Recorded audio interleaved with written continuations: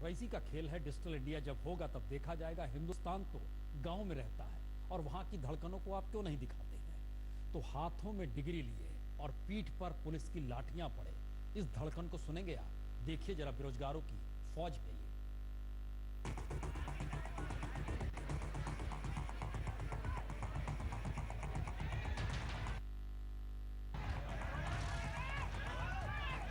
ये किसी चुनावी रैली का नजारा नहीं, बल्कि हिंदुस्तान का ऐसा सच है जो मौजूदा वक्त में कमोवेश शहर दर शहर मंडरा रहा। नहीं समझे? ये बेरोजगारों की फौज है। इन बेरोजगारों को पेट भरने के लिए एक अदद नौकरी चाहिए, तो वार्ड बॉय और चपरासी की नौकरी के लिए फॉर्म भरते वक्त ही ये हुजूम उमड़ आया। दरअसल रायपुर के Dau Kalyan super speciality hospital में वार्ड बॉय और चपरासी के कुल 121 पदों के लिए आवेदन मांगे गए, लेकिन बेरोजगारों की भीड़ ऐसी उमड़ी कि पुलिस को लाठी भांजनी पड़ी। अभी के डेट में तो रोजगार के नाम से कुछ नहीं है। रोजगार सभी को मिलना चाहिए और जिसमें सब कोई आगे बढ़े। मैं कुछ भी सरकारी नौकरी मिल जाए तो अभी फिलहाल कोई भत्ता कुछ मिल रहा है? नहीं, कुछ नहीं मिल रहा।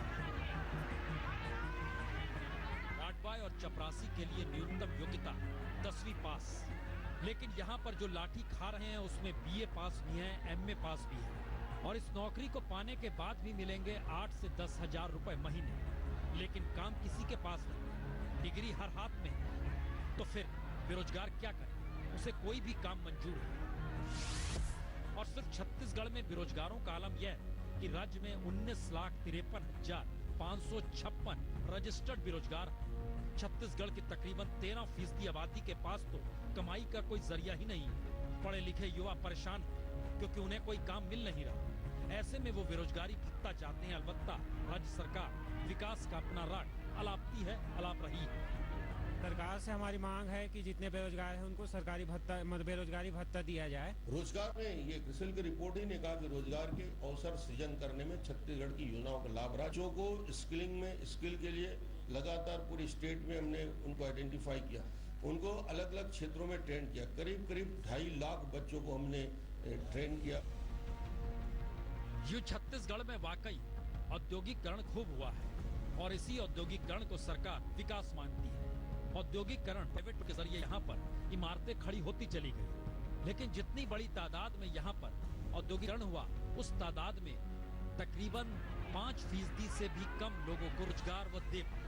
यानी बेरोजगारों की भीड़ लगातार बढ़ रही है और सरकार की हर उस नीति को अब ये बेरोजगार कटघरे में खड़ा कर रहे हैं कि विकास के साए में भी रोजगार पैदा हो तो नहीं रहा, तो ऐसे में क्या लाठी खानी पड़ेगी?